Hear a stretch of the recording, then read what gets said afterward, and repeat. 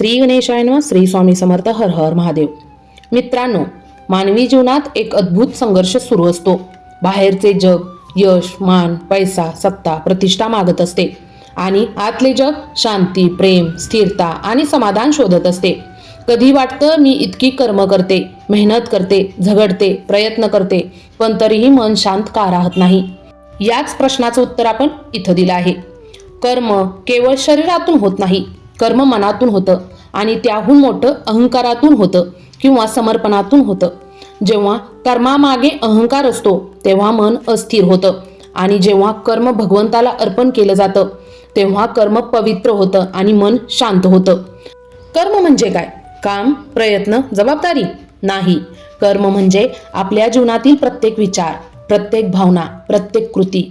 एक माणूस दिवसभर मेहनत करतो, लोक त्याचं कौतुक करतात. तो म्हणतो हे सगळं माझ्या बुद्धीमुळे आहे, माझ्या कष्टामुळे आहे.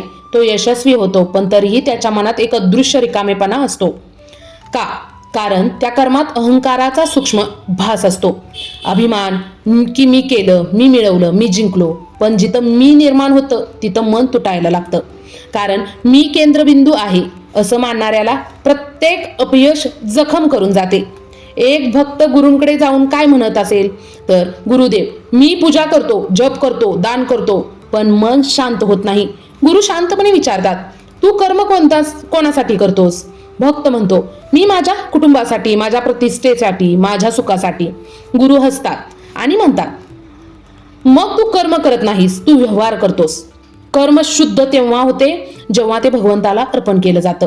जेव्हा आपण म्हणतो, हे देवा माझी कर्म नाहीत, तुझ्या इच्छेने माझ्या हातून जे घडतं ते हे आहे, तेव्हा अहंकार तुटू लागतो आणि भक्ती जागी होते. अहंकार म्हणजे फक्त गर्व नाही.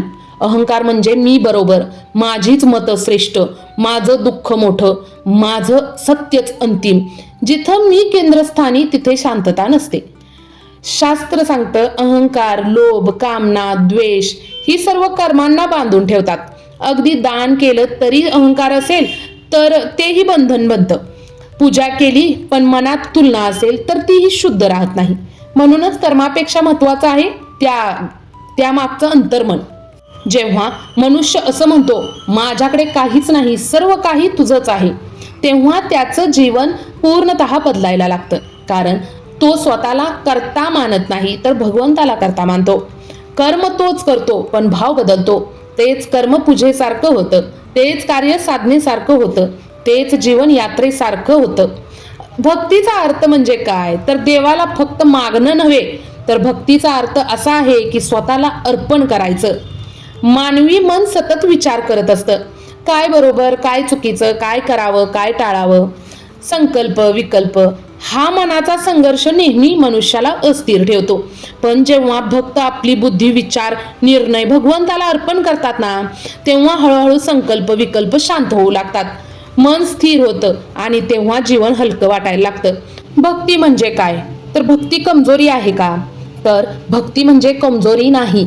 भक्ती म्हणजे मी श्रेष्ठ नाही, मी सर्वज्ञ नाही, मी अपूर्ण आहे आणि म्हणूनच मी त्या परिपूर्ण शक्तीला स्वीकारतो, अशी नम्र अवस्था. भक्त राजा असो, मंत्री असो, धनी असो, गरीब असो, एक गोष्ट समान असते, त्याच्या अंतर्मनात अहंकार राहत नाही. जो स्वतःला लहान करतो तोच परमेश्वराच्या जवळ जातो. मित्रांनो, जीवनात यश मिळेल, कधी अपयशही येईल. लोक कौतुक करतील, कधी निंदाही देखील करतील. कधी मार्ग सोपा असेल, कधी कठीणही असेल. पण एक गोष्ट निश्चित करून ठेवा, जर आपण कर्म नम्रतेनं, श्रद्धेनं, समर्पणानं केलं ना तर मन कधीही तुटणार नाही. कारण जो स्वतःला कर्ता मानतो तो पडतो आणि जो कर्म भगवंताच्या चरणी अर्पण करतो तो सदैव उंच राहतो. म्हणून कर्म करा पण अभिमानाने नाही, तर यश मिळव पण गर्वाने नाही.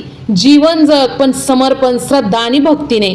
कारण जेव्हा आपण म्हणतो मी नाही, सर्व काही तुझंच आहे, तेव्हा मनाला खरी शांती मिळते आणि आतल्या आत भगवंत उजळून निघतात. तर तुम्हाला हा व्हिडिओ कसा वाटला नक्की एक कमेंट बॉक्समध्ये कमेंट करून सांगा आणि लवकरच भेटू अशाच एखाद्या व्हिडिओमध्ये. तो स्वतःची काळजी घ्या आणि आपल्या घरातल्यांचीही काळजी घ्या. श्री गणेशाय नमः. श्री स्वामी समर्थ. हर हर महादेव. धन्यवाद.